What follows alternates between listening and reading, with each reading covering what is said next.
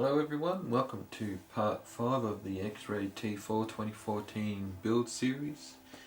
Part 5 we will be starting on the build of the steering and assembly of the upper deck.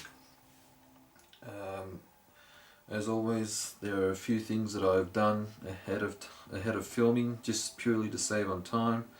What I've done is the steering and servo linkages. They're quite simple to put together, but I mean they can be a little bit fiddly, and it's easier for me just to do it off camera.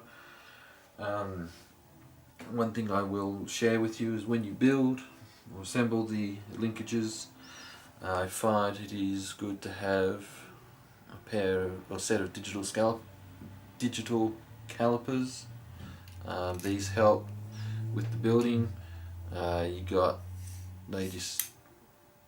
They move back and forth, and they have numbers on them, so you can get a precise measurement.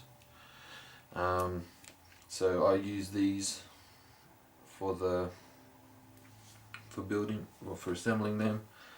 When you do it, take note of the direction of the linkages. And some of them, like the servo linkage, has a little notch at the top there, so that helps with the noting the direction. And there's a couple of things I've already done. I've already started putting bearings in, and also bit of the CA cord onto the material. I've put a CA glue around the upper deck. So let's get on with assembly.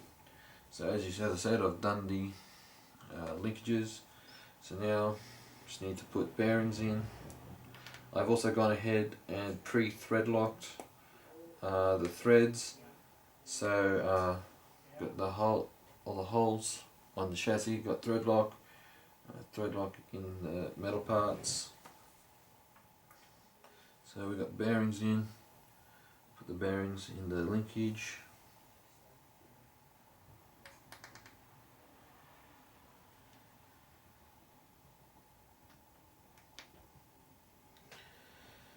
And put it in, just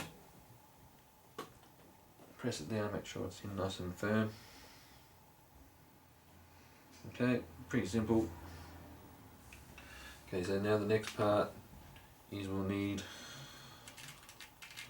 some flat screws. So you know what, I'm going to just tip these out. I just use these little containers just to initially put them in. So we just need 3x8 millimeters.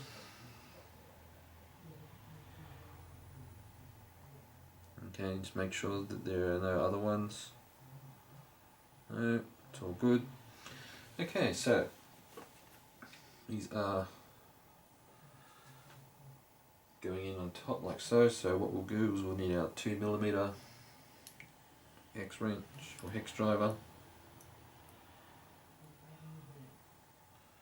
and also pays to take note of the orientation. Now when you do this part up, you don't want to do it completely tight, like you'll do it tight, then you will back it off. So it's tight, now we'll back it off, and you want it to move like that, freely like that. Okay, do the same, the next one.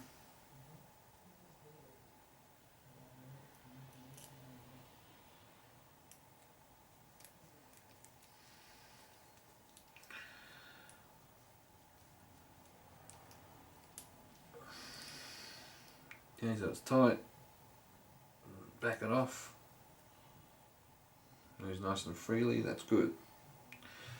Okay, now next part is attaching the linkages. Now take note of the directions of them,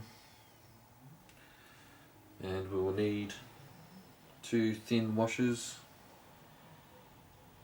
and we will need these two little pillow balls, So as I said, I've pre-thread locked it, so it'll go in. It's still a little bit wet, but it's starting to go tight.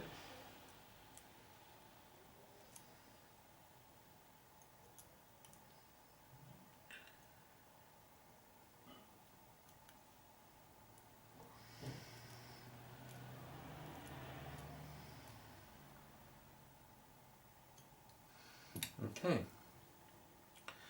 Now with the pliers, we'll just plop it on.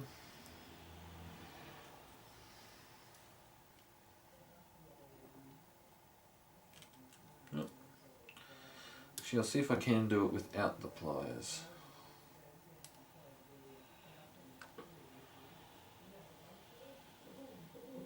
No, not going to have anything to do with it. Okay, so we're going to have to use pliers. If only I had my multi-grips somewhere. It would be actually a lot easier if I had multi-grips, but it doesn't seem that I have them on me.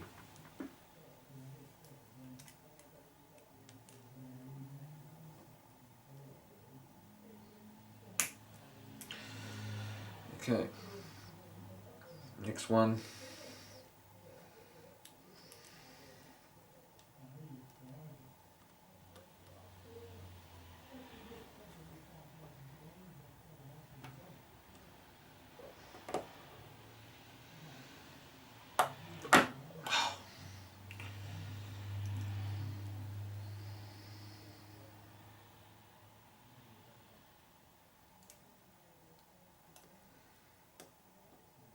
Going to be one of those things that fights me the whole way, isn't it?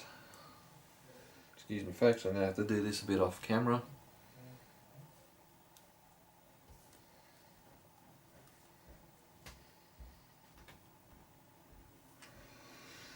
I'm going to end up wrecking this. Give me a second folks, I'll just see if I've got some multi-grips somewhere. I usually have a myriad of tools, and now the moment I need it I don't have them.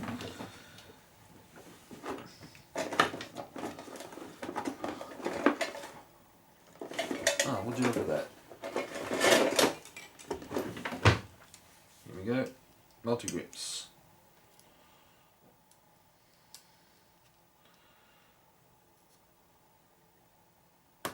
There we go folks. Okay.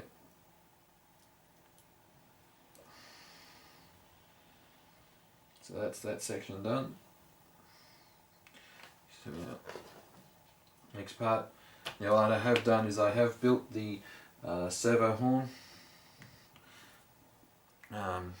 It is fairly basic to put together. What I will do is I will take it off the servo itself.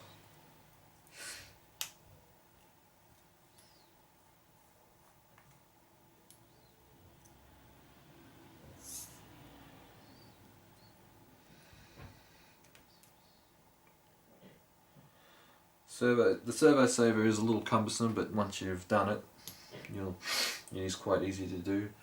Okay, now so what we'll be doing is we'll be attaching it, the main part, to the chassis. So we'll need our screw, 2 small countersunk screws. Okay. So again, these have been pre-thread locked. Oh, so I have the right driver. Okay.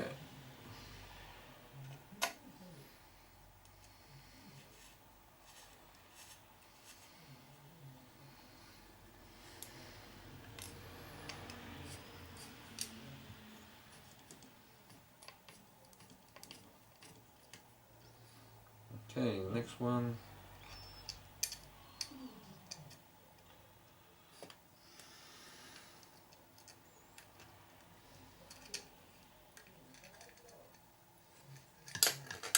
In fact, I'll have to do this again off camera.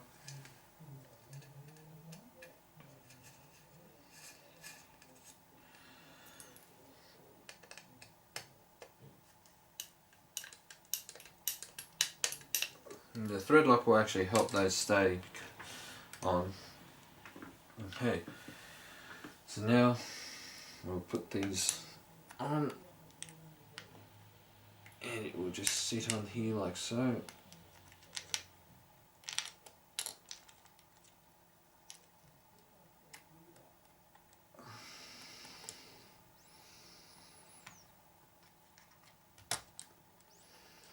There we go, just make sure it moves freely.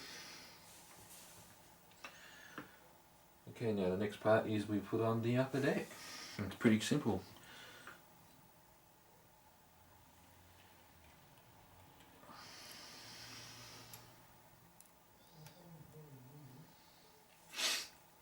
Oh, before I do that, I should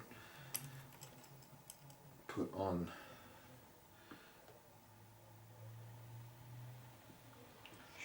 the screw here. Almost forgot. I knew there was something I was forgetting.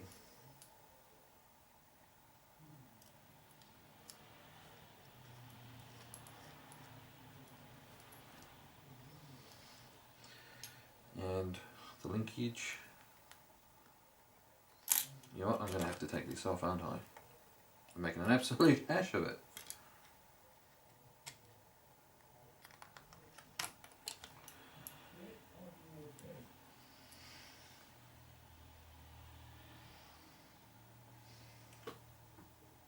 No. And I just dropped the screw. Lovely. I'm not usually this cumbersome, people. I'm actually quite good at this. I guess it's the fact that I'm doing it on camera that everything decides to go wrong.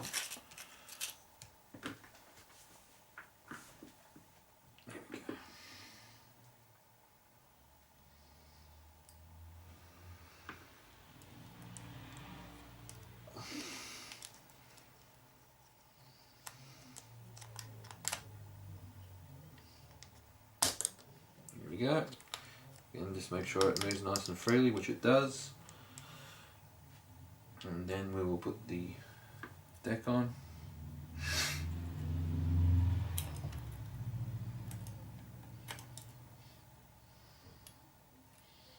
Okay. Now you do have a couple of smaller screws compared to others. So just make sure the smaller ones, the ones that are for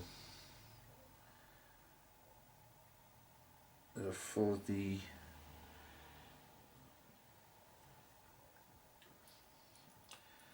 steering.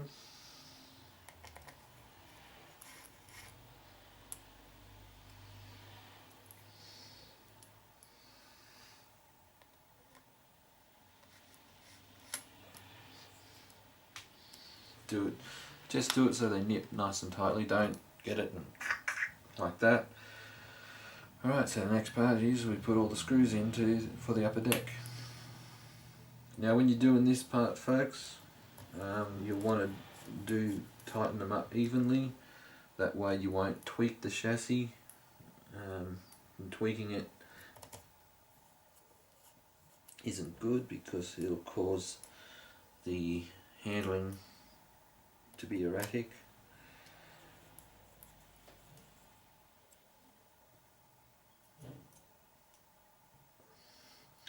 Now when you read in the manual, it will show you some option parts that you can get for the chassis kit.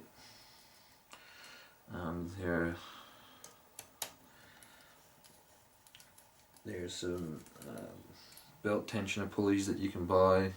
But also you can buy the optional graphite stiffeners for the suspension arms.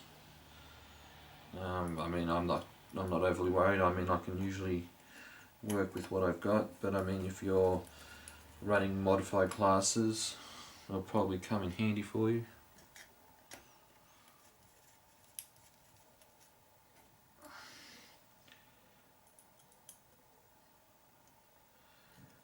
As I said, make sure that the screws are evenly tightened. I will go over this once after I finish filming this part. It just saves time on filming because I mean, you don't want to see me going over everything. And that's pretty much it, people.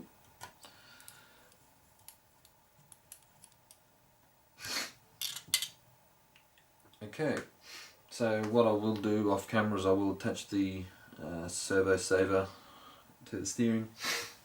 But that's pretty much it, folks. So you can see it's starting to look like a chassis now. So stay tuned for part 6.